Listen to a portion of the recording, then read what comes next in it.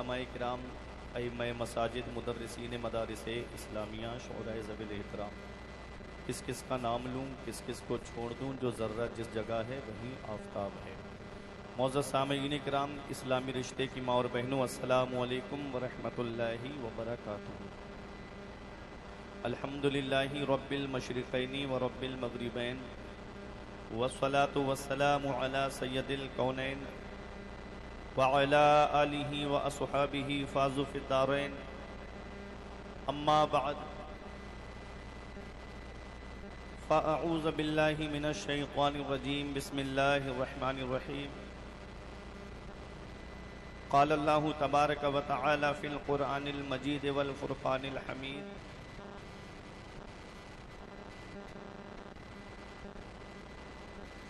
قل لا اسألکم علیہ اجرا الا المودۃ فی القربى، وقال اللہ تبارک و تعالی فی مقام آخر وبالوالدین احسانا۔ آمنت باللہ صدق اللہ العظیم وصدق رسولہ النبی الامین الکریم، ونحن علی ذلک لمن الشاہدین والشاکرین والحمد للہ رب العالمین۔ آئیے حضرات، ہم اور آپ مل کر سب سے پہلے مصطفیٰ جان رحمت، شمع بزم ہدایت، کعبے کے بدر الدجا، طیبہ کے شمس الضحیٰ، دافع جملہ بلا، شافع روز جزا، یعنی سب سے اولا و اعلیٰ، سب سے بالا و بالا، اپنے مولا کا پیارا، دونوں عالم کا دولہ، جان مسیحا، رحمت کا دریا، غمزدوں کا سہارا، جس نبی کی عظمت و شان کو بیان کرتے ہوئے میرا امام فرماتا ہے، سرور کہوں کہ مالک و مولا کہوں تجھے، سرور کہوں کہ مالک و مولا کہوں تجھے، باغ خلیل کا گلے زیبا کہوں تجھے، تیرے تو وصف عیب تناہی سے ہیں بری، حیران ہوں میرے شاہ میں کیا کیا کہوں تجھے، آخر رضا نے ختم سخن اس پہ کر دیا، خالق کا بندہ خلق کا آقا کہوں تجھے۔ تمام لوگ محبت و عقیدت کے ساتھ اس نبی کی بارگاہ میں، جس نبی کی عظمت و شان کو بیان کرتے ہوئے میرے پیر و مرشد حضور تاج الشریعہ فخر اظہر فرماتے ہیں، جہاں میں ان کی چلتی ہے وہ دم میں کیا سے کیا کر دیں، جہاں میں ان کی چلتی ہے وہ دم میں کیا سے کیا کر دیں، زمیں کو آسماں کر دیں، ثریا کو سرا کر دیں، اڑنے والے یوں نہ اترائیں ندا کر دیں، وہ جب چاہیں جسے چاہیں اسے فرما روا کر دیں۔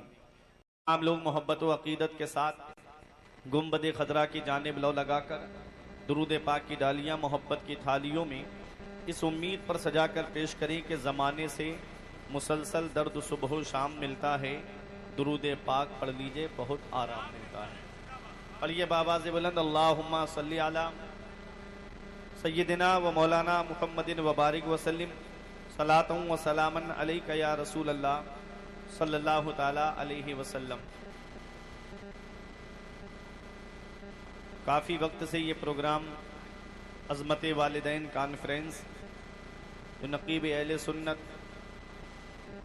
ممتاز النقبہ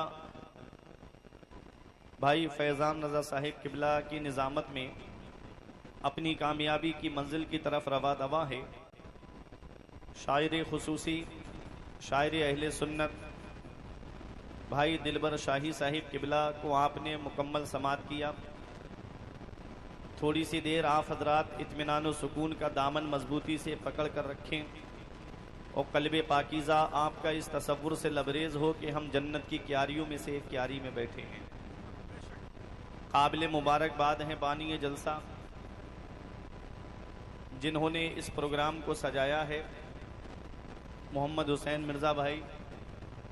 آج کے حالات تو ایسے بنتے جا رہے ہیں، سوشل میڈیا کا دور ہے، بڑا مصروفیت اور بڑا مشغولیت کا دور ہے، ماں باپ دنیا سے چلے جائیں تو اولاد کو اتنی توفیق نصیب نہیں ہوتی کہ وہ اپنے ماں باپ کی قبر پہ جا کر کے فاتحہ پڑھ دے۔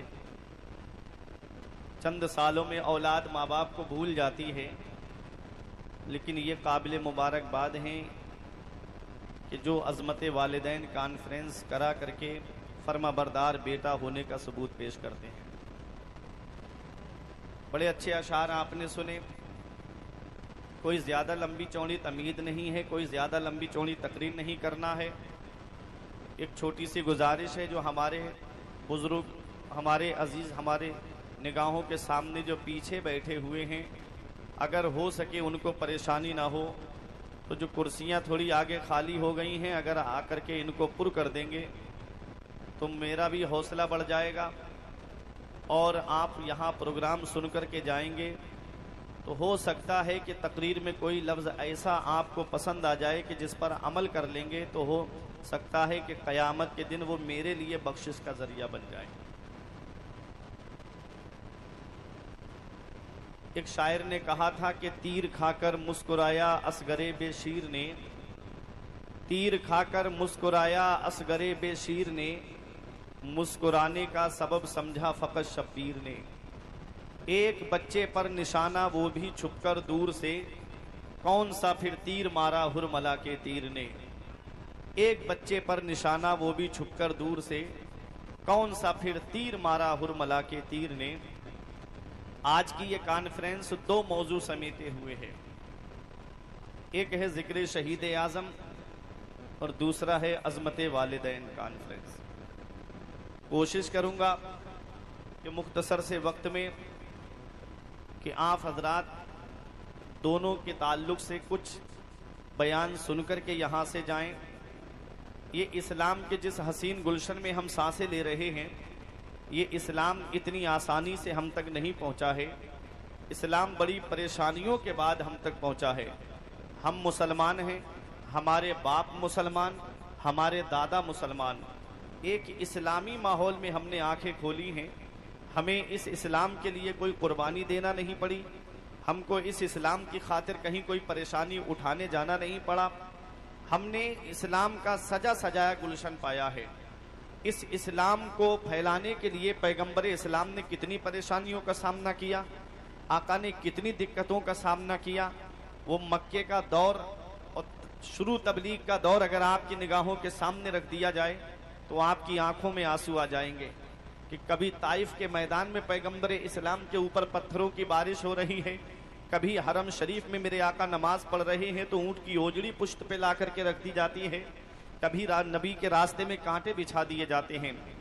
اتنی پریشانیاں پیغمبر اسلام نے اٹھائیں، مکہ چھوڑا، مدینے آئے، پھر بھی چین سے نہیں بیٹھنے دیا۔ کبھی جنگ بدر، کبھی جنگ احد، کبھی جنگ خیبر، کبھی غزوہ تبوک۔ جب سن ہجری 8 آئی، نبی نے مکے کو فتح کیا، 10,000 صحابہ کا لشکر لے کر میرے آقا مکے میں داخل ہوئے۔ حضرت سیف اللہ خالد ابن ولید ساتھ میں ہیں۔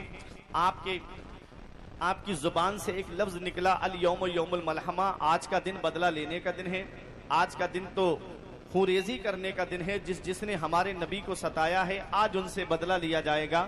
میرے آقا فرماتے ہیں، اے سیف اللہ خالد ابن ولید، یہ نہ کہو آج کا دن بدلہ لینے کا دن ہے، یہ کہو الیوم یوم المرحمہ، آج کا دن رحم کرنے کا دن ہے، آج کا دن معاف کرنے کا دن ہے۔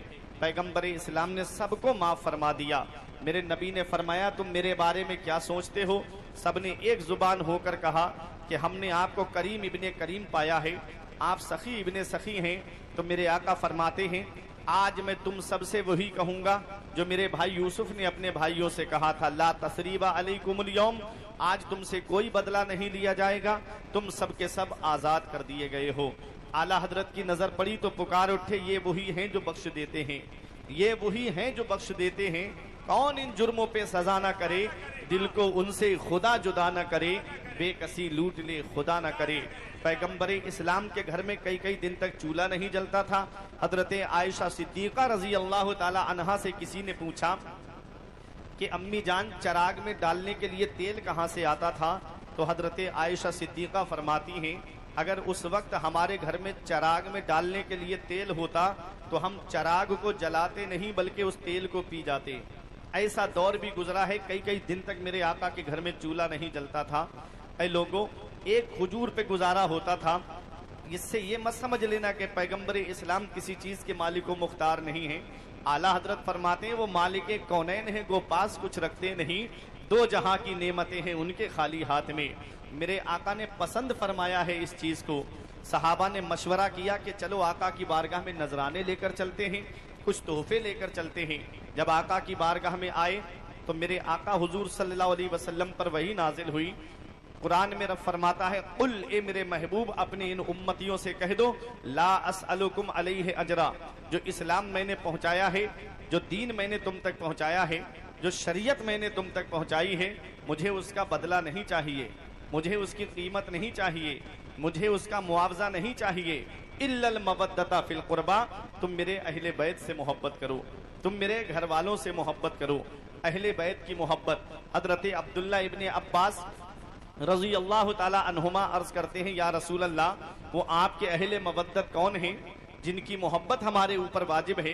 آقا فرماتے ہیں وہ علی ہیں, فاطمہ ہیں, حسن ہیں, حسین ہیں. کیا بات رضا اس چمنستان کرم کی, زہرا ہے کلی جس میں حسین اور حسن پھول. اے لوگوں اب توجہ دیجئے گا آپ میری طرف. حضرت عبداللہ ابن عباس نے پوچھا تھا وہ اہل مودت کون ہیں؟ دیکھو قرآن میں مودت کا لفظ آیا ہے, ایک ہے محبت اور ایک ہے مودت. اب ایک علمی بات کرنے جا رہا ہوں.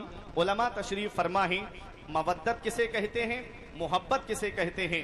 مودت کہتے ہیں, محبت کہتے ہیں میلان القلبی فی شیئہ او فی ذاتہ, دل کے میلان کو محبت کہتے ہیں. دل جس کی طرف مائل ہو اسے محبت کہتے ہیں, دل کو جو اچھا لگے اسے محبت کہتے ہیں. اور مودت کہتے ہیں سیلان القلب فی شیئہ او فی ذاتہ, سیلان القلب کو مودت کہتے ہیں. مطلب کسی چیز کو ٹوٹ کے چاہنا, بغیر اس کے قرار ہی نہ آئے, بغیر اس کے آرام ہی نہ ملے, اسے مودت کہتے ہیں. قرآن میں مودت کا لفظ آیا ہے تو سنو, ایک مثال سے میں آپ کو سمجھا دوں. مچھلی کو پانی سے محبت نہیں ہے بلکہ مچھلی کو پانی سے مودت ہے. مچھلی پانی ہی میں رہتی ہے, مچھلی کو پانی سے نکال کر کے آپ اس کو دودھ کے اندر چھوڑ دیں گے تو مچھلی زندہ نہیں رہے گی, مر جائے گی. پانی کے اندر چھوڑیں گے تو مچھلی زندہ رہے گی. مچھلی کو پانی سے مودت ہے. اب توجہ دیجئے گا, میرے آقا نے آیت کریمہ پڑھ کے سنائی کہ تم میرے اہل بیت سے مودت کرو, تم میرے اہل بیت سے مودت کرو. مطلب یہ ہے کہ جیسے مچھلی بغیر پانی کے زندہ نہیں رہتی ہے, ایسے ہی سنی اہل بیت کی محبت کے بغیر زندہ نہیں رہتا ہے. ایسے ہی سنی کہ دل میں اہل بیت کی محبت ہے. اے لوگوں, کسی چیز کو ٹوٹ کے چاہنے کا نام مودت ہے. دیکھو محبت کے لیے ایک چیز اور ہے. محبت جب تک آپ دیکھیں گے نہیں تب تک آپ کو محبت نہیں ہوگی. ابھی تک آپ نے دلور شاہی کو دیکھا نہیں تھا, آپ نے صرف ان کا نام سنا تھا, کوئی آپ کو محبت نہیں. آج آپ نے ان سے کلام سنے, ان کو دیکھا ہے تو آپ کو محبت بڑھ گئی. دیکھنے کے بعد محبت ہوتی ہے. آقا حضور صلی اللہ تعالی علیہ وسلم نے فرمایا تم میرے اہل بیت سے مودت کرو, مودت کرو. محبت میں ہو سکتا ہے دکھاوا ہو جائے. محبت میں بہت سی جگہ ایسی ہیں جہاں دکھاوا ہو جاتا ہے. جیسے آج آدمی کیا کہتا ہے کہ مجھے آپ سے بڑی محبت ہے, باہر گیا اور تھوڑا دور ہٹا اس کی برائی کرنا شروع کر دیتا ہے. دور حاضر کی سیاست کا تقاضا ہے یہی, دل ملے یا نہ ملے ہاتھ ملائے رکھیے. یہ حالات آج چل رہے ہیں. تو آدمی محبت جو کرتا ہے, محبت میں دکھاوا بھی ہو سکتا ہے, اور بہت سے دکھاوے والے ہیں جو صرف سینہ کوٹنے کا نام محبت حسین سمجھتے ہیں, جو صرف ڈھول بجانے کا نام محبت حسین سمجھتے ہیں. سنو توجہ دیجئے گا, محبت میں دکھاوا بھی ہو سکتا ہے لیکن مودت ایسی چیز ہے جس میں دکھاوا نہیں ہوتا ہے. مودت میں کوئی دکھاوا نہیں ہے, محبت میں دکھاوا ہو سکتا ہے. اور محبت جب ہوگی جب آپ دیکھیں گے. تم پیغمبر اسلام نے فرمایا میرے اہل بیت سے مودت کرو.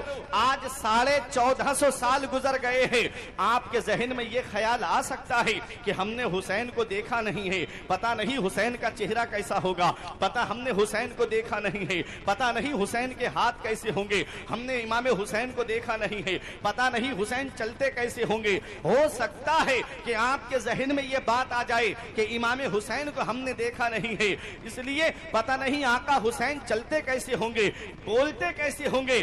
آقا نے آیت کریمہ پڑھ کے سنائی کہ تم میرے اہل بیت سے مودت کرو. مودت کا مطلب ہے टूट के चाहना, उनके बगैर करार ही ना आए। तो मतलब ये हुआ कि 1450 साल गुजर गए हैं, हमने इमाम हुसैन को देखा नहीं है, और हुसैन के नाम का लंगर आज हर घर में बन रहा है। हमने इमाम हुसैन को देखा नहीं है, हुसैन की याद हर घर में मनाई जा रही है। सब कुछ भुला दिया है, मगर याद है हुसैन अब भी हमारे सीनों में आबाद है। हुसैन निकला था जिनके वास्ते, सूरज भी एक दिन उस बेमिसाल बाप की औलाद है हुसैन। नारे तकबीर, नारे रिसालत, असमते वालिदैन कॉन्फ्रेंस, जिक्र शुहदाए करबला, मसलके आला हजरत। कौन है अहले बैत, कौन है इमाम हुसैन, कौन है इमाम हसन? हम अल्हम्दुलिल्लाह अहले सुन्नत वल जमात हैं। हमारे एक हाथ में सहाबा का दामन है और दूसरे हाथ में हमारे अहले बैत का दामन है। हम तो यही कहते हैं कि अहले सुन्नत का है बेड़ा पार, असहाबे रसूल नज्म है और नाव है इतरत रसूलुल्लाह की। हजरत इमाम हुसैन को जो सैयदो शुहदा का लक़ब मिला है, इमाम हुसैन सैयदो शुहदा हैं। इमाम हसन को शहादत सिर्री मिली है, जन्नती नौजवानों के सरदार हैं। देखो सबसे बेहतर जमात है जमात सहाबा, और खानदान में सबसे बेहतर खानदान अहले बैत है। तवज्जो दीजिएगा। लेकिन आप देखें ये सबसे बेहतर जमात जो है, इसको जो मकाम मिला है तब मिला है जब ये पैदा हुए हैं। जब ये पैदा हुए हैं तब ये मकाम मिला है। सैयदुल शुहदा इमाम हुसैन शहीदों के सरदार हैं। ये मकाम कब मिला? जब पैदा हुए। मैं आपके सामने खड़ा हुआ हूँ, तकरीर कर रहा हूँ, जब मैं पैदा हुआ हूँ तब मैं आपके सामने आया हूँ। आप पूरी दुनिया का जायजा ले लीजिएगा, जिसको जो मनसब मिलता है, जिसको जो मकाम मिलता है, पहले वो दुनिया में आता है, दुनिया में आने के बाद उसको मनसब मिलता है। ऐ लोगों तवज्जो दीजिएगा। तो हम दुनिया में किसके जरिए आए हैं? हम दुनिया में आए हैं तो माँ बाप के जरिए दुनिया में आए हैं। हम दुनिया में आए हैं तो माँ बाप के जरिए आए हैं। अल्लाह ने कुरान में क्या फरमाया है? वला तुशरिक बिही शैआ, अल्लाह के साथ किसी को शरीक ना करो, अल्लाह के सिवा किसी की बंदगी ना करो, अल्लाह के सिवा किसी की इबादत ना करो, इबादत अल्लाह की करो। आगे रब फरमाता है वबिल वालिदैन इहसाना, और माँ बाप के साथ में हुस्न सुलूक करो, माँ बाप के साथ में भलाई करो, माँ बाप के साथ में भलाई से पेश आओ। इस आयत पर गौर करने वाली बात है। हम मुसलमान हैं तो ईमान लाने से पहले हमको क्या पैगाम मिलता है? ईमान लाते हैं तो क्या पढ़ते हैं? आमनतु बिल्लाहि व मलाइकतिहि व कुतुबिहि व रुसुलिहि वल यौमिल आखिरी। मैं ईमान लाया अल्लाह पर, अल्लाह के रसूल पर, अल्लाह की किताबों पर, अल्लाह के फरिश्तों पर, कयामत के दिन पर, मरने के बाद दोबारा जिंदा होने पर। तवज्जो दीजिएगा। तो ईमान लाने के बाद, अल्लाह की वहदानियत का इकरार करने के बाद, रसूल की रिसालत का इकरार हमको करना है। देखो जब इताअत का मामला कुरान में आता है, फर्मा बरदारी का मामला जब कुरान में आता है, तो रब फरमाता है मन युतीइर रसूल फक़द अता अल्लाह, जिसने रसूल की इताअत की उसने अल्लाह की इताअत की। तवज्जो देना मेरी बात पे कि अल्लाह रब्बुल इज्जत की फर्मा बरदारी के बाद में रसूल की फर्मा बरदारी का हुक्म है।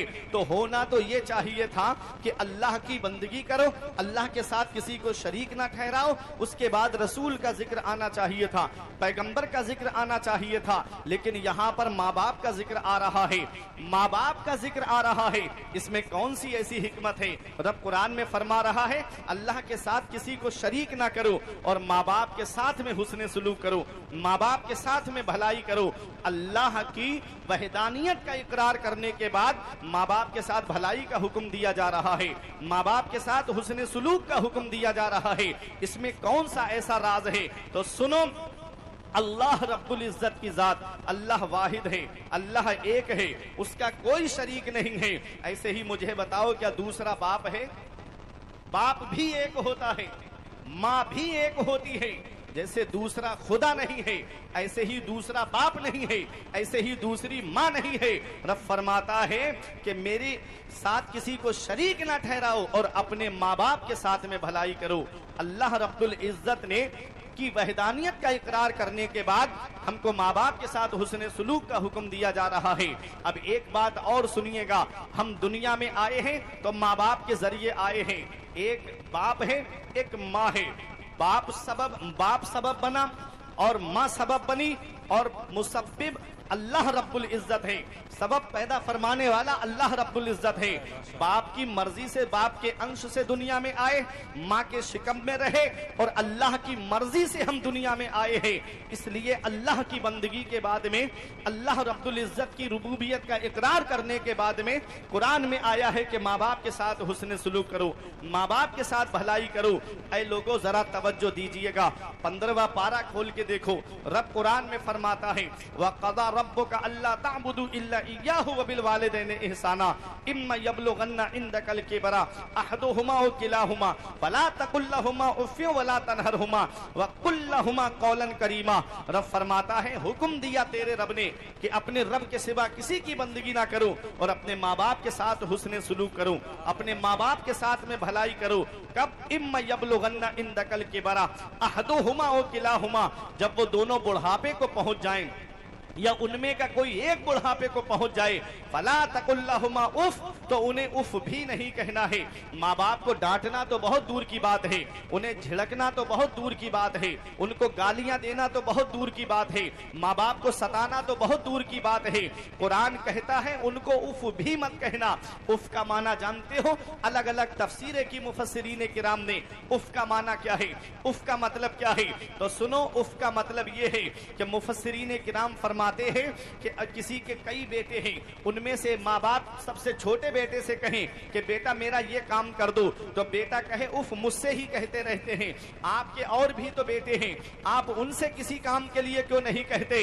یہ بھی قرآن کہتا ہے کہ اف بھی مت کہو۔ ارے قسمت والا ہے وہ بیٹا جس کے حصے میں ماں باپ آتے ہیں، نصیب والا ہے وہ بیٹا جس کے حصے میں ماں باپ کی خدمت آتی ہے، مرتبے والا ہے وہ بیٹا جس کے حصے میں ماں باپ آتے ہیں۔ کسی کو گھر ملا حصے میں، یا کوئی دکان آئی، میں گھر میں سب سے چھوٹا تھا، میرے حصے میں ماں آئی۔ نعرہ تکبیر، نعرہ تکبیر، نعرہ رسالت، نعرہ رسالت، عظمت والدین کانفرنس، عظمت والدین کانفرنس، نعرہ تکبیر، نعرہ رسالت۔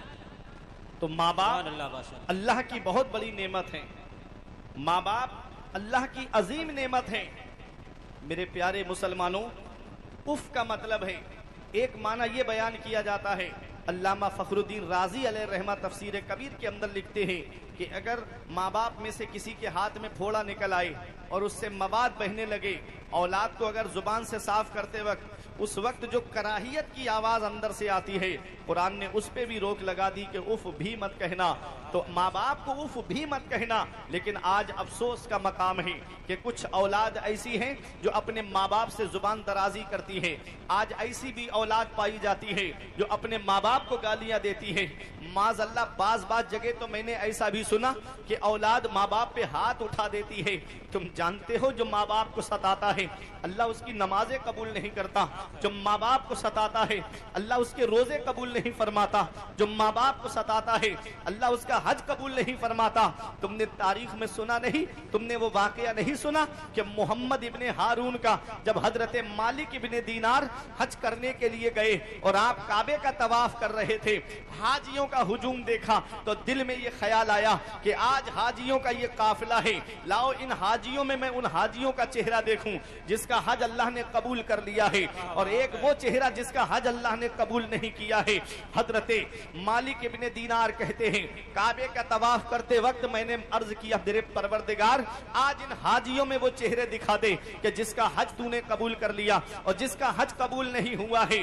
تو حضرت مالک ابن دینار کہتے ہیں کہ میں جب اپنے خیمے میں پہنچا تو مجھے نیند آ گئی، سب سے پہلا چہرہ مجھے وہ دکھایا گیا کہ جس کا حج اللہ نے قبول فرما لیا، اور دوسرا وہ چہرہ مجھے دکھایا گیا جس کا حج اللہ نے قبول نہیں کیا، اور سب کے وہیں پر موجود تھے دونوں چہرے۔ کہتے ہیں جس کا حج اللہ نے قبول نہیں کیا وہ بلخ کا رہنے والا تھا جس کا نام محمد ابن ہارون تھا۔ اے لوگوں توجہ دیجئے گا، بلخ کا رہنے والا ہے.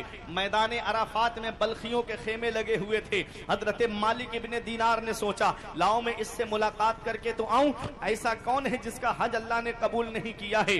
جب گئے مالک ابن دینار تو کیا دیکھا, پوچھا بلخیوں سے کہ تم محمد ابن ہارون کو جانتے ہو. لوگ حیرت سے ان کو دیکھنے لگے. کہا تم اس کے بارے میں کیسے جانتے ہو, وہ تو بڑا متقی ہے, وہ تو بڑا پرہیزگار ہے, وہ تو خیمے میں بھی نہیں ہے, دیکھو کہیں جا کر کے تنہائی میں عبادت کر رہا ہوگا. مالک ابن دینار کی حیرت بڑھ گئی اور آپ تنہائی میں اس کو تلاش کرنے لگے. کیا دیکھا کہ ایک پہاڑ کی برابر میں بیٹھ کر کے اللہ کی عبادت کر رہا ہے, اور جب نماز سے فارغ ہوا تو ہاتھ اٹھا کے دعا کر رہا تھا. مالک ابن دینار پیچھے سے پہنچ گئے اور اس کو جا کر کے سلام کیا. اس نے نام لے کے سلام کا جواب دیا. کہا وعلیکم السلام یا مالک ابن دینار, اے مالک ابن دینار تم کو بھی سلام ہو. اور حیرت بڑھ گئی کہ پہلی بار میں اس سے ملا ہوں اور یہ میرا نام بھی جانتا ہے, یہ میرے بارے میں بھی جانتا ہے. پوچھا کہ ذرا یہ بتاؤ, اس نے خود کہا کہ اے مالک ابن دینار تم مجھے یہ بتانے کے لیے آئے ہو نا کہ اللہ نے میرا حج قبول نہیں کیا. اب اور حیرت بڑھ گئی کہ یہ بھی جانتا ہے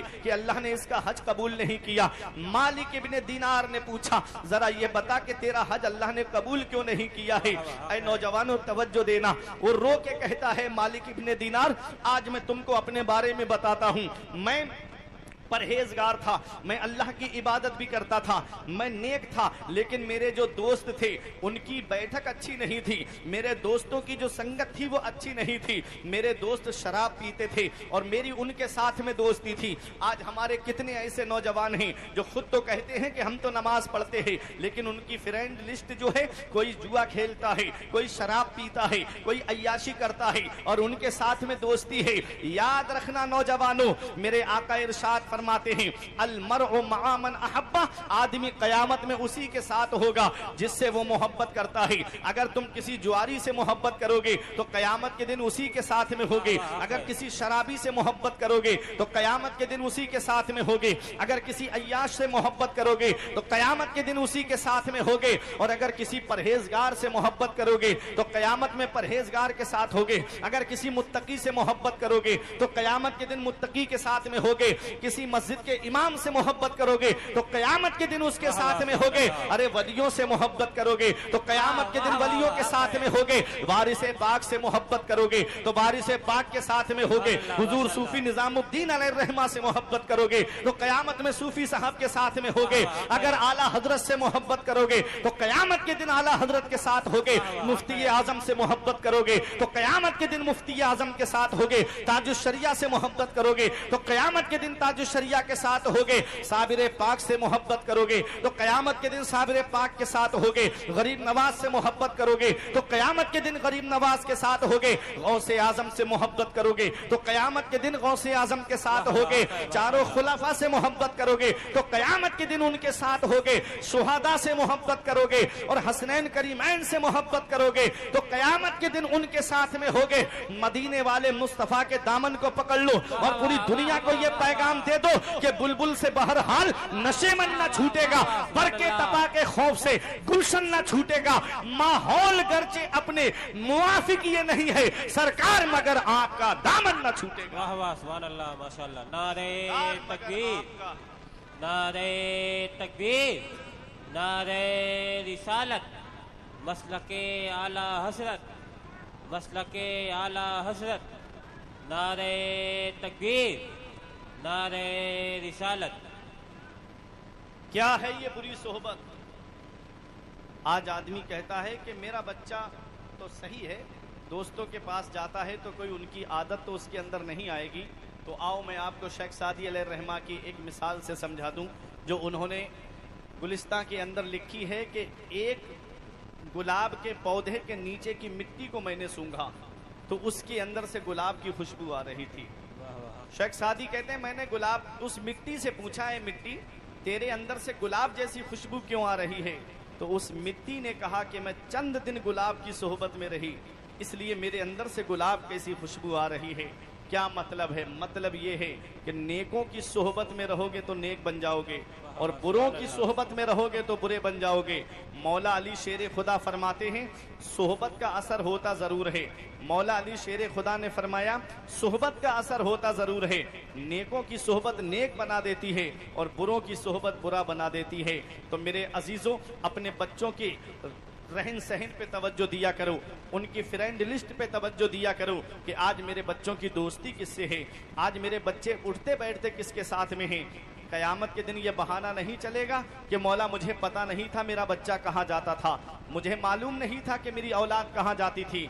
नबी फरमाते हैं कुल्लुकुम राइन व कुल्लुकुम मसऊलुन अन रइयतिही, तुम में का हर शख्स जिम्मेदार है और अल्लाह कयामत के दिन हर शख्स से उसकी जिम्मेदारी के बारे में पूछेगा। बाप औलाद का जिम्मेदार है, बड़ा भाई छोटे भाई बहनों का जिम्मेदार है, शौहर बीवी का जिम्मेदार है, शरीयत के अहकाम पहुंचाने के एतबार से मस्जिद का इमाम अपने मुक्तदियों का जिम्मेदार है, बस्ती का आलिम अपनी बस्ती का जिम्मेदार है, हर शख्स जिम्मेदार है और अल्लाह कयामत के दिन हर शख्स से उसकी जिम्मेदारी के बारे में पूछेगा। अपनी औलाद के उठने बैठने पे तवज्जो दो, अपनी औलाद के आने जाने पे तवज्जो दो। आज कितने घरों के अंदर जो है, कितने घरों के अंदर औलाद की वजह से बदनामी की दहलीज पर जाने का नतीजा आ गया है।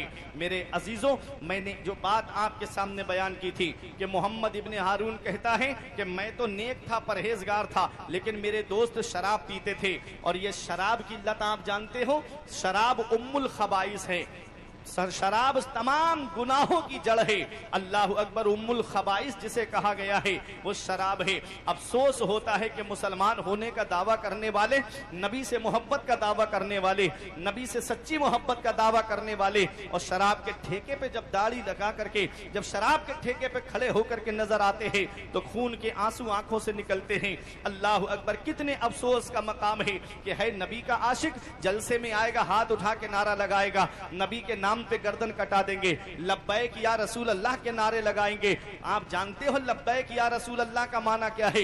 लब्बैक या रसूल अल्लाह का माना है या रसूल अल्लाह में हाजिर हूँ, या रसूल अल्लाह में हाजिर हूँ।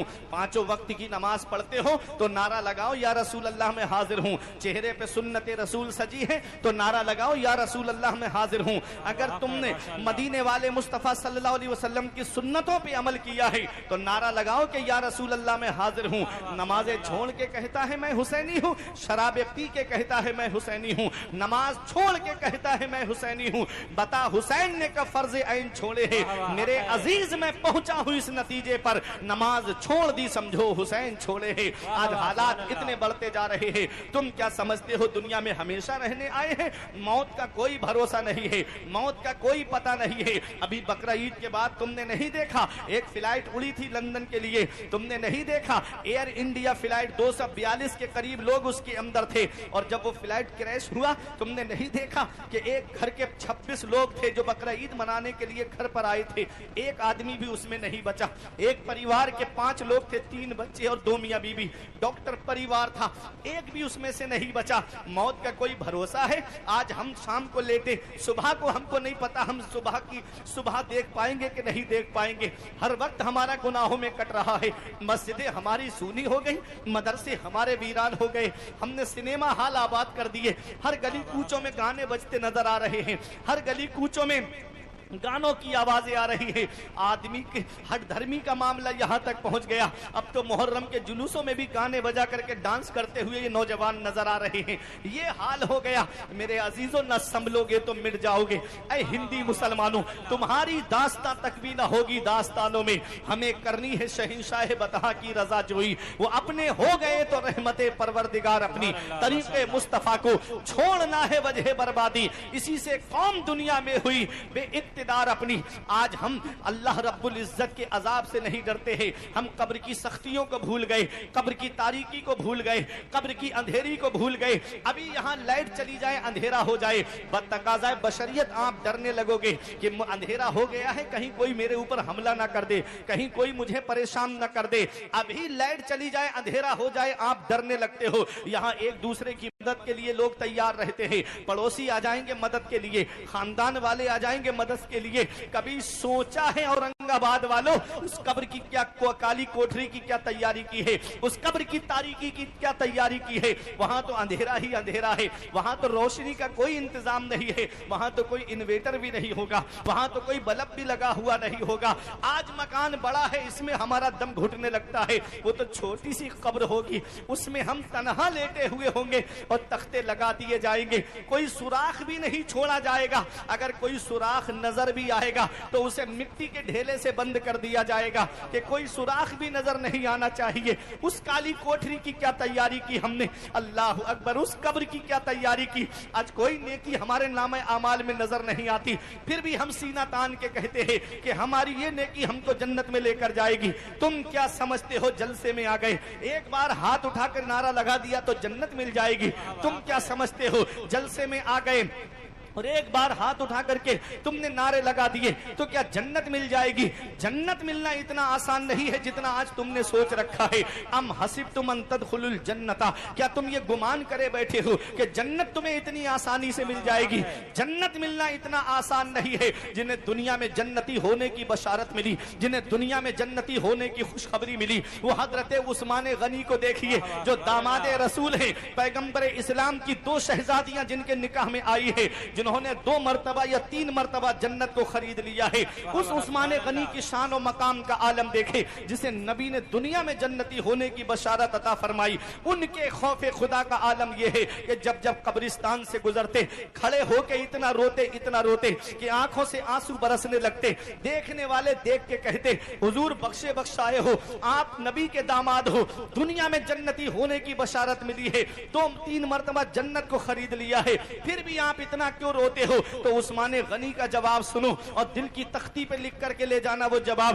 جب آپ فرماتے ہیں کہ یہ قبر دنیا کی منزلوں میں سب سے آخری منزل ہے اور آخرت کی منزلوں میں سب سے پہلی منزل ہے، قبر کے سوالوں کے جواب میں پاس ہو گیا تو آگے اس کے لیے آسانیاں ہیں، اور قبر کے سوالوں کے جواب میں پھنس گیا تو آگے اس کے لیے بڑی مشکلیں ہیں. آج ہم قبر کی تاریکی کو بھول گئے، آج ہم قبر کی سختیوں کو بھول گئے. ہمارے بزرگ قبرستان کو دیکھ کے اتنا روتے تھے، کھڑے ہو کر کے کہ آنکھوں سے آنسو برسنے لگتے تھے.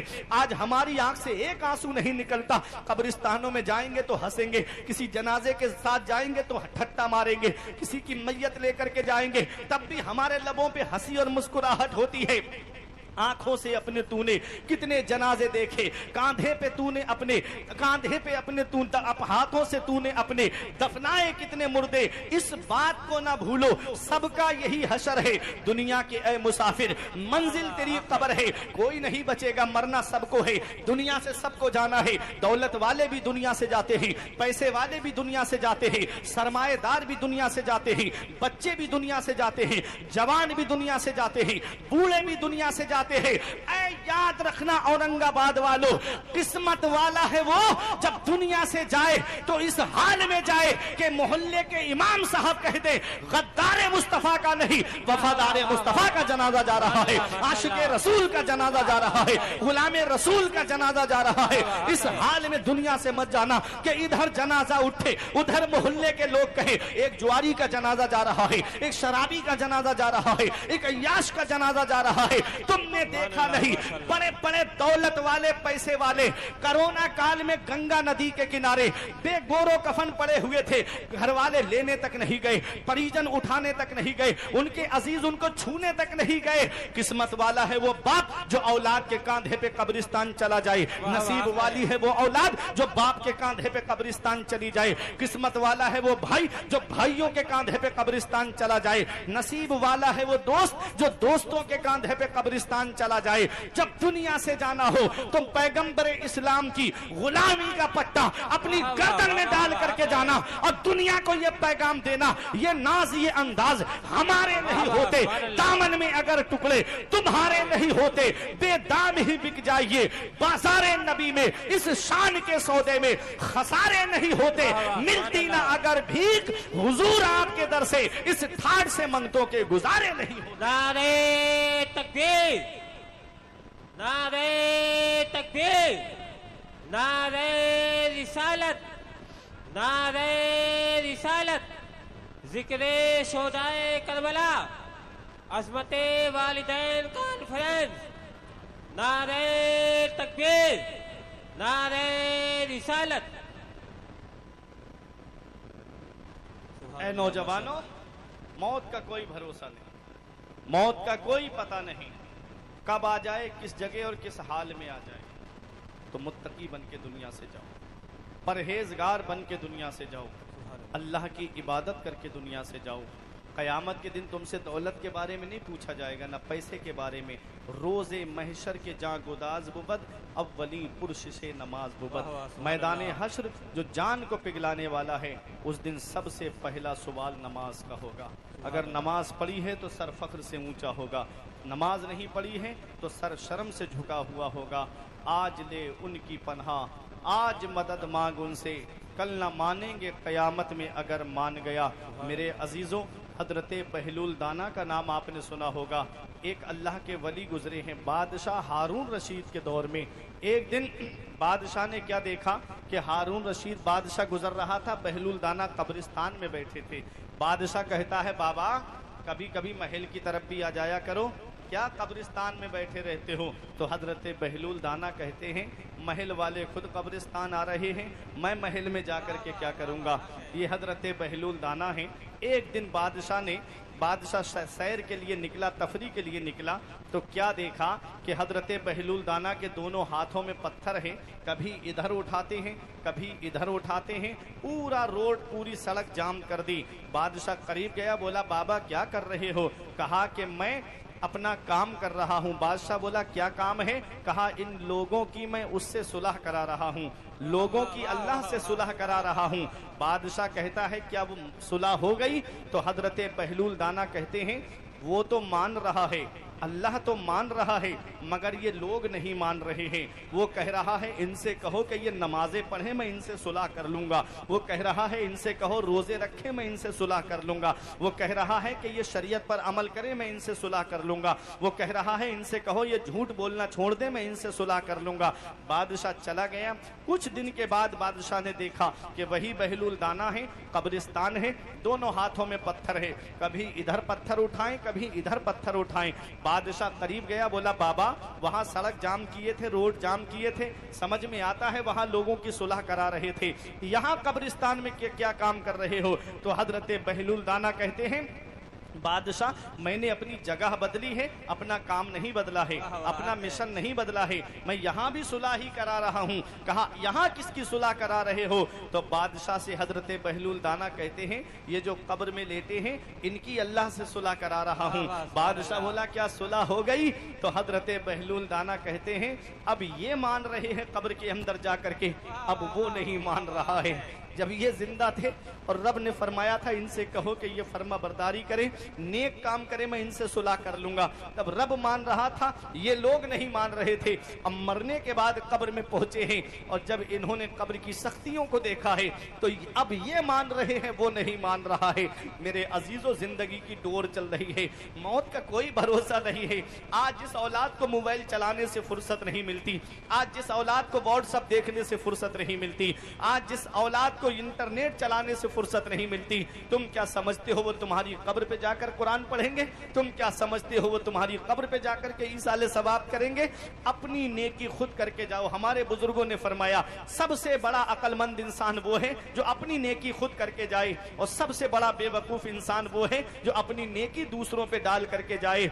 پتہ نہیں اولاد نے مرنے کے بعد قرآن خوانی کرائی یا نہیں کرائی، اس لیے میرے عزیزو علمی صاحب فرماتے ہیں پڑھ کے تو قرآن کو اب جمع کر لے کچھ ثواب، قبر پر پھر کون آئے فاتحہ کے واسطے، کام وہ کر لے پیارے جس کے باعث قبر میں باغ رضواں سے کھلے کھڑکی ہوا کے واسطے، کام دوزخ کے کیے جنت کا ہے امیدوار، قصر جنت تو بنا ہے بارسا کے واسطے۔ میرے عزیزو، میں عرض یہ کر رہا تھا کہ محمد ابن ہارون کہتا ہے کہ میں تو نیک تھا لیکن میرے دوست جو تھے وہ شرابی تھے، اور شراب بات آ گئی تو ایک چیز اور بتا دوں، ہم صرف زبانی محبت کا دعویٰ کرتے ہیں، صحابہ کرام کی محبت دیکھو، بڑی بڑی قیمتی شرابیں ان کے گھر میں منڈکوں میں بھری ہوئی تھیں، اور آپ نے जब हुक्म फरमाया कि शराब हराम हो चुकी है, पैगंबर इस्लाम ने फरमाया शराब हराम है, कोई शराब को हाथ ना लगाए।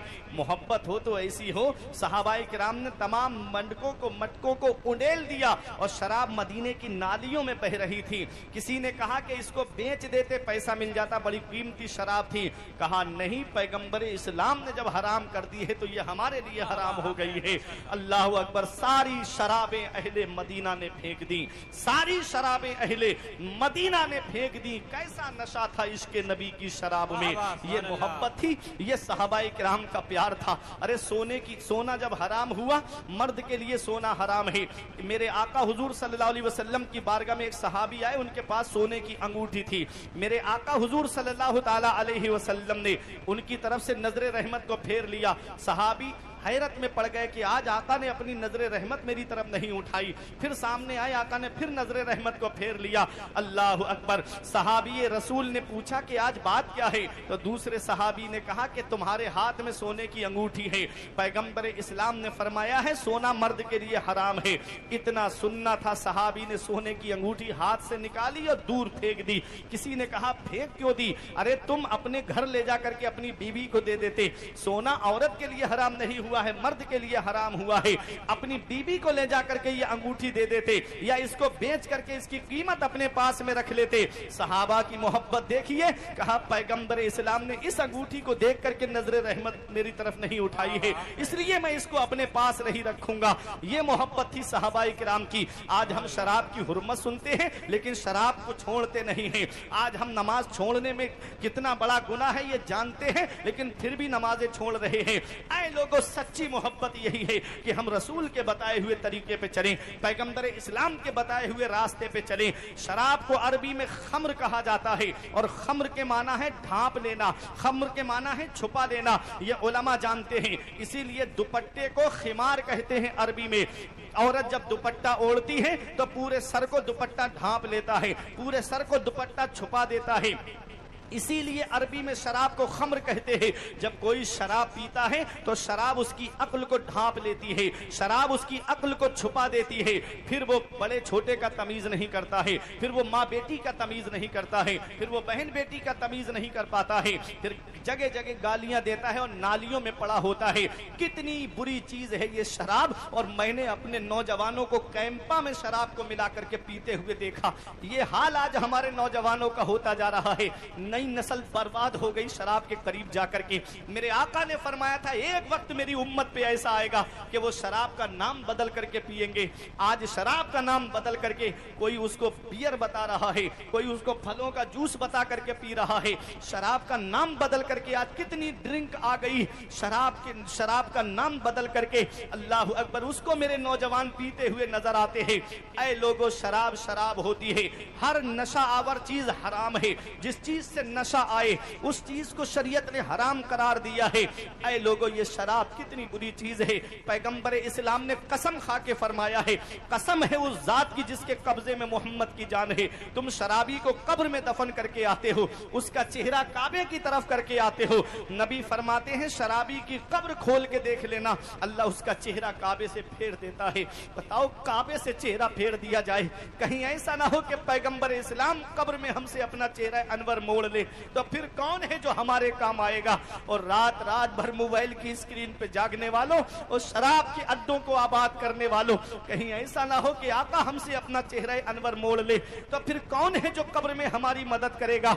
इसी को मेरे इमाम ने कहा था, उनको रहम आए तो आए वरना वो कड़ी मार है क्या होना है। छुप के लोगों से किए जिसके गुनाह वो खबरदार है क्या होना है। कल तो दीदार का दिन है और यहाँ आंख बेकार है क्या होना है। हाय बिगड़ी तो कहाँ आकर नाओ, ऐन मझधार है क्या होना है। कल तो दीदार का दिन है और यहाँ आंख बेकार है क्या होना है।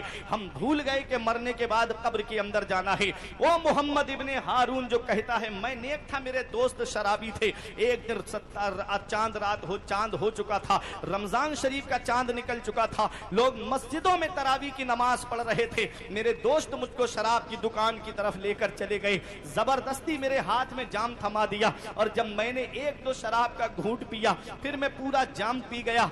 अब मैं घर पे आया तो शराब के नशे में धुत था। मैंने अपना दरवाजा खटखटाया, मेरी माँ ने दरवाजा खोला, मेरे मुंह से शराब की बू आई। माँ ने गुस्से में आकर के एक तमाचा मारा मेरे और कहा कि जालिम, लोग मस्जिद में खुदा की इबादत कर रहे हैं, लोग मस्जिद में नमाज पढ़ रहे हैं, और तू इस मुबारक महीने में शराब पी कर आया है।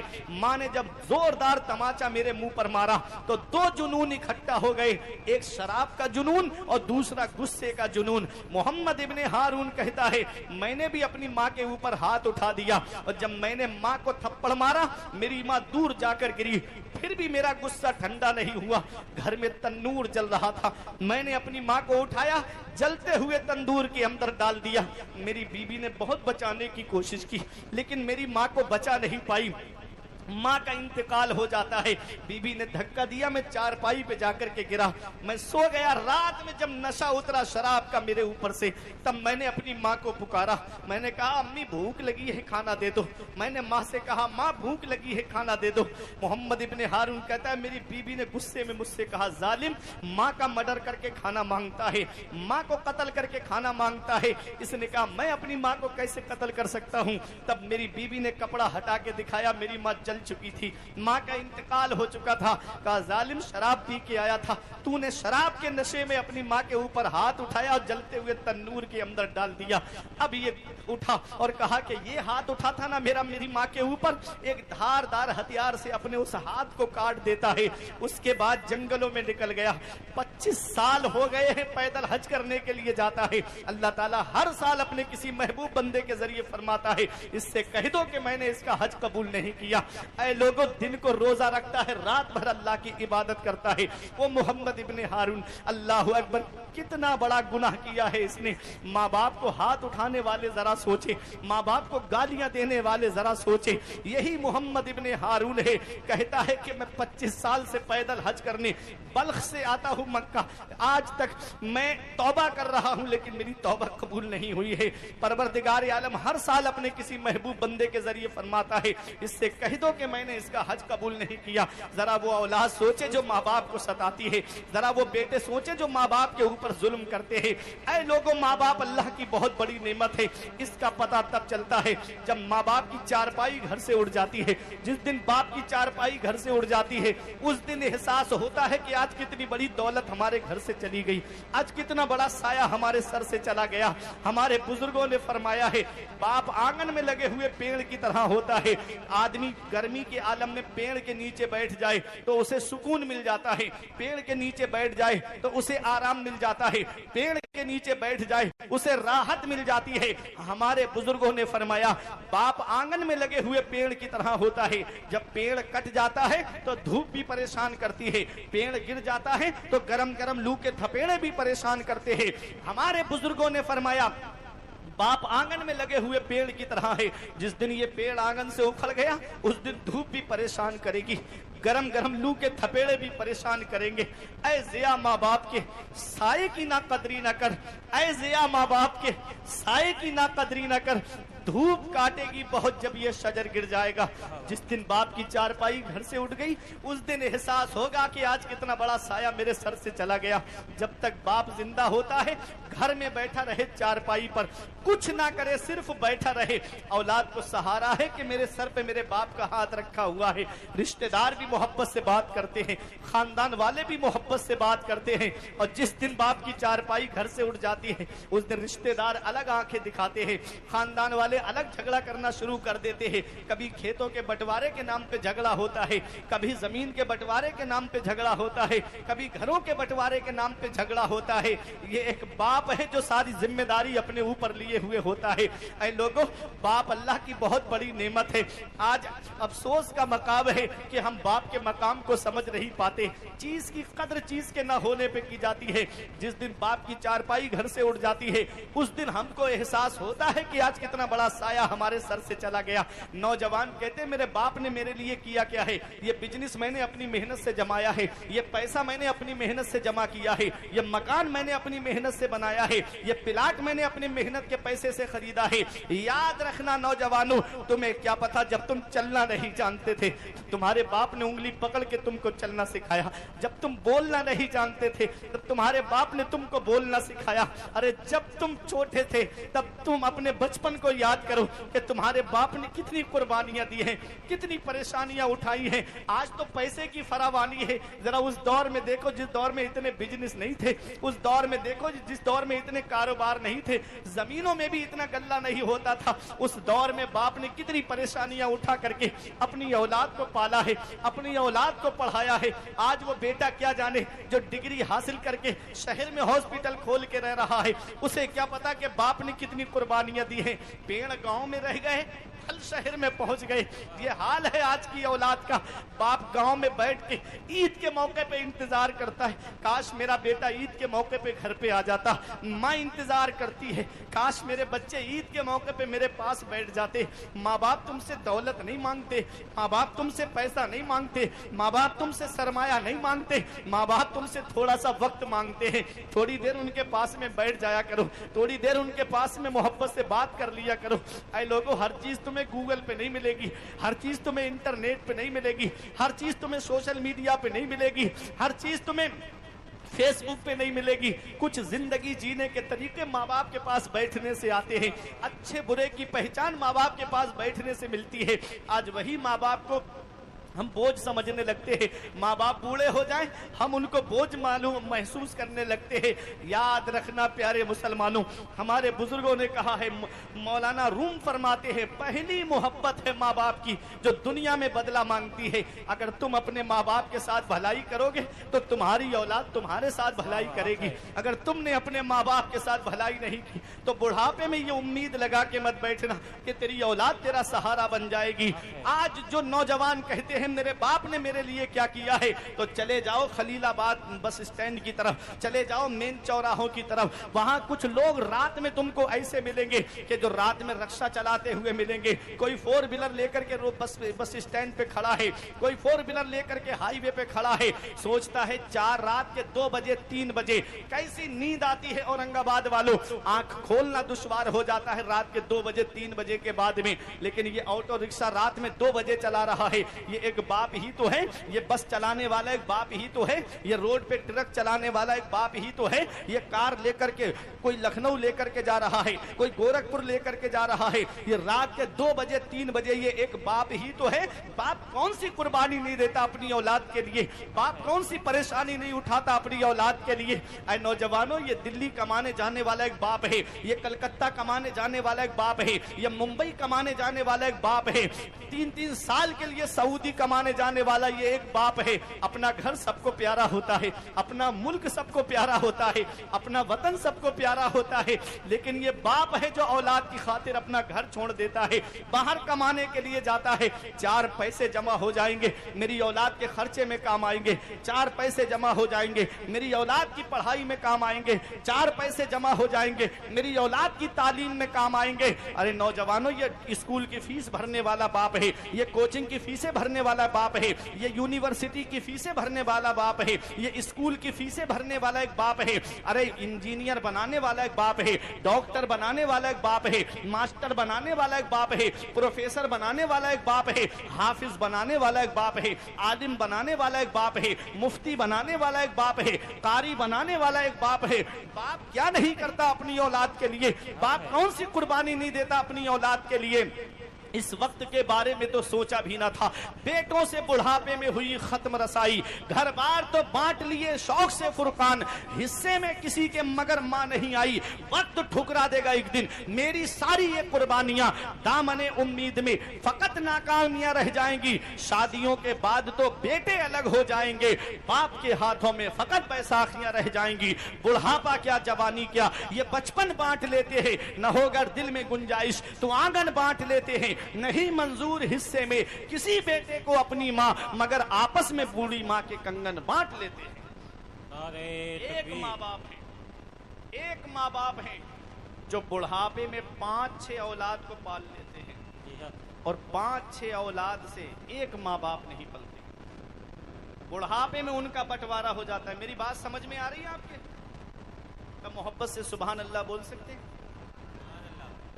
دلبر شاہی صاحب پڑھ رہے تھے تو آپ بہت مچل مچل کے سبحان اللہ بول رہے تھے۔ نعت نبی سننے سے عشق رسول پیدا ہوتا ہے، لیکن اعمال کی اصلاح تقریر سے ہوتی ہے۔ اعمال کی اصلاح تقریروں سے ہوتی ہے۔ اتنا معاشرہ ہمارا تباہی کے اس دہانے پہ پہنچ رہا ہے۔ آج آدمی کہتا ہے اصلاح معاشرہ کرو، اصلاح معاشرہ کرو۔ اصلاح معاشرہ کیسے ہو سکتا ہے؟ اصلاح معاشرہ تب تک نہیں ہو سکتا جب تک قوم اپنے عالموں کے قریب نہیں ہوگی۔ ہو ہی نہیں سکتا جب تک آپ عالموں کے قریب نہیں ہوں گے۔ ضروری نہیں بریلی شریف سے عالم کو بلاؤ، اپنی بستی کے عالم کے ذریعے بھی آپ اپنی اصلاح کرا سکتے ہیں۔ بے شک بے شک۔ لیکن افسوس کا مقام ہے کہ آج جلسے ہمارے اس جگہ پہنچ گئے ہیں کہ تقریروں کو کوئی اہمیت نہیں ملتی، بس آئے اور شاعروں کو ہم لوگ اچھل اچھل کر کے ان کو داد دیتے ہیں۔ یہ افسوس کا مقام ہے۔ قیامت خود بتائے گی قیامت کیوں ضروری تھی۔ کتنے پیسے جلسوں میں خرچ ہو رہے ہیں، لاکھوں روپیے جلسوں میں خرچ ہو رہے ہیں۔ صبح کو دیکھو بستی میں جا کے کیا ہوا، ایک شاعر صاحب آئے تھے، مجمع کھڑا ہو جا رہا تھا بار بار ان کے لیے۔ یہ نتیجہ نکلا صبح کو، کاش تم نے ایک عالم کی تقریر وقت پہ کرا دی ہوتی اور ایک آدمی نے بھی اگر عمل کر لیا ہوتا تو تمہارا لاکھوں روپیہ خرچ کرنا کامیاب ہو گیا ہوتا۔ پیسہ بڑی محنت سے کمایا جاتا ہے، پیسے کے لیے بہت جگہوں پہ پریشانیاں اٹھائی جاتی ہیں، تب کہیں جا کے تھوڑا سا پیسہ ملتا ہے۔ اس پیسے کو ایسے ہی خرچ نہ کرو۔ محررہ شریف سے سرکار نجیب ملت نے ایک پیغام دیا تھا کہ جلسے ہلکے کر دو، مدرسے مضبوط کرو۔ جلسے ہلکے کرو، مدرسے مضبوط کرو۔ مدرسے مضبوط کرنے کے لیے کیوں کہا؟ ارے جب مدرسے ہی مضبوط نہیں ہوں گے تو تم کو عالم کہاں سے ملیں گے؟ جب مدرسے ہی مضبوط نہیں ہوں گے تو قابل امام تم کو کہاں سے ملیں گے؟ پتہ چلا کہ مدرسے مضبوط ہوں گے تو ذمہ دار تم کو عالم ملیں گے، ذمہ دار تم کو خطیب ملیں گے، ذمہ دار تم کو مدرس ملیں گے۔ اور آج مدرسے کمزور ہوتے چلے جا رہے ہیں۔ کیا اچھا ہوتا ماں باپ کے لیے ایصال ثواب کا طریقہ اس سے بہتر کیا تھا؟ کیا اچھا ہوتا کہ مدرسے کے اندر جا کر کے پوچھتے، اے عالم صاحب ذرا بتاؤ اس مدرسے میں کتنے بچے پڑھتے ہیں؟ وہ بتائیں گے کہ اتنے بچے۔ مولویت کے کتنے بچے ہیں؟ حفظ کے کتنے بچے ہیں؟ وہ بتائیں گے کہ مولویت کے 50 بچے ہیں، رابعہ میں 10 بچے ہیں، یا ثانیہ میں 20 بچے ہیں، ثالثہ میں 15 بچے ہیں۔ جتنے بھی بچے ہوں آپ ہر جماعت کے بچوں کے لیے کتابوں کا کورس خرید کر کے دے دیجئے۔ اگر ایک بچہ بھی اس کتاب سے عالم یا حافظ بن گیا تو یاد رکھنا قیامت کے دن وہ تمہارے والد کو بخشوانے کے لیے کافی ہو جائے گا۔ ایک بچہ بھی اگر پڑھ گیا ان کتابوں سے، اور کتنوں کو وہ پڑھائے گا، کتنی دور تک یہ سلسلہ چلتا رہے گا۔ ضروری نہیں ہے کہ لاکھوں روپے جلسوں میں خرچ کیے جائیں، جلسے میں 20,000 خرچ کر دو، باقی جو 30,000 روپے بچے اس 30,000 سے کسی مدرسے کی تعمیر کرا دو، کسی مسجد کے اندر تعمیر کرا دو۔ جب تک وہ چیز باقی رہے گی اس کا ثواب مرنے کے بعد قبر میں ماں باپ کو ملتا رہے گا۔ یہ میں نہیں کہتا، پیغمبر اسلام فرماتے ہیں اذا مات الانسان انقطع عنہ عملہ، جب انسان مر جاتا ہے تو اس کے نامہ اعمال کا رجسٹر بند کر کے رکھ دیا جاتا ہے، الا من ثلاث، مگر 3 چیزیں ایسی ہیں جس کا ثواب مرنے کے بعد بھی قبر میں ملتا رہتا ہے۔ او علم ينتفع به او صدقۃ جاریۃ، ایک صدقہ جاریہ ہے۔ صدقہ جاریہ میں بہت چیزیں آتی ہیں، کوئی غریب ہے کپڑے نہیں ہیں اسے کپڑے دے دو، یہ صدقہ جاریہ ہے۔ کوئی بھوکا ہے اسے کھانا کھلا دو، یہ صدقہ جاریہ ہے۔ کوئی پریشان حال ہے اس کی پریشانی دور کر دو، یہ صدقہ جاریہ ہے۔ مسجد کے اندر ٹنکیاں خراب ہو گئیں، ٹنکیاں لگوا دو، یہ صدقہ جاریہ ہے۔ پنکھے خراب ہو گئے، پنکھے لگوا دو، صدقہ جاریہ ہے۔ بلب خراب ہو گئے، بلب لگا دو، یہ صدقہ جاریہ ہے۔ مدرسے کے اندر جا کر کے دیکھو ٹنکیاں خراب ہیں اس میں لگا دو، صدقہ جاریہ ہے۔ کوئی مدرسے کے اندر کوئی دقت ہے اس دقت کو دور کرا دو تو یہ صدقہ جاریہ ہے۔ بہت چیزیں آتی ہیں صدقہ جاریہ میں۔ کوئی عالم پریشان ہے اس کی پریشانی کو دور کرا دو، یہ صدقہ جاریہ ہے۔ آج اماموں کا حال دیکھو، کتنے امام ہیں کوئی خودکشی کرتا نظر آ رہا ہے، آئے دن خبریں آتی ہے، اتنے اتنے قرضے ہو جا رہے ہیں اس مہنگائی کے دور میں۔ اگر امام بیچارہ تنہا کمانے والا ہے اور وہ بھی امامت پہ آ گیا ہے مسجد میں، گھر میں بہنوں کی شادی کے لیے اتنا قرضہ ہو جا رہا ہے، اللہ اکبر۔ ایک عالم صاحب ایسے بھی ہم کو ملے جو بولے کہ میں پڑھائی چھوڑ رہا ہوں، فارغ ہونے والے تھے، سال آخر تھا، بولے کہ ہم پڑھائی چھوڑنے والے ہیں۔ ہم نے پوچھا کیوں؟ کہا کہ بہن کی شادی کی اتنا قرضہ ہو گیا ہے کہ قرضدار گھر پہ آ رہے ہیں، میں سوچ رہا ہوں کہ کہیں کچھ مزدوری پہ لگ جاؤں تاکہ میرے گھر میں وہ قرضدار نہ آئے، میں ان کا قرضہ ادا کر دوں۔ تو مل کر کے پوری جماعت نے، یہ صرف بات آ گئی تو بتا رہا ہوں، ان کی مدد کی، کہا پڑھائی مت چھوڑو، مدد ہم آپ کی کر رہے ہیں، قرضہ ہم آپ کا ادا کریں گے۔ اس کی مدد کر کے ایک عالم کو ہم نے تعلیم چھوڑنے سے بچایا ہے۔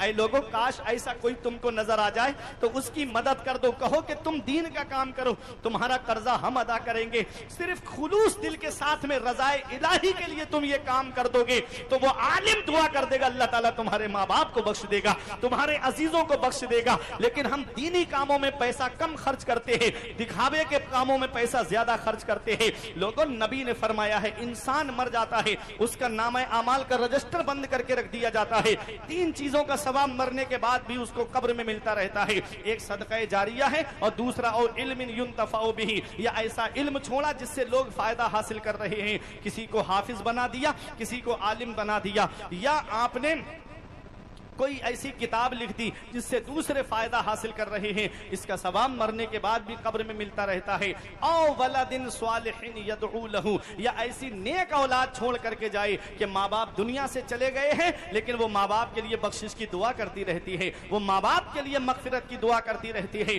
کیا فرمایا ہے پیغمبر اسلام نے؟ ایک صحابی آئے، یا رسول اللہ میرے ماں باپ کا انتقال ہو گیا ہے تو کیا میں ان کے حق سے بری ہو گیا؟ اب ان کا کوئی حق تو میرے اوپر نہیں ہے؟ نبی نے فرمایا تمہارے اوپر تمہارے ماں باپ کے ابھی حق باقی ہیں۔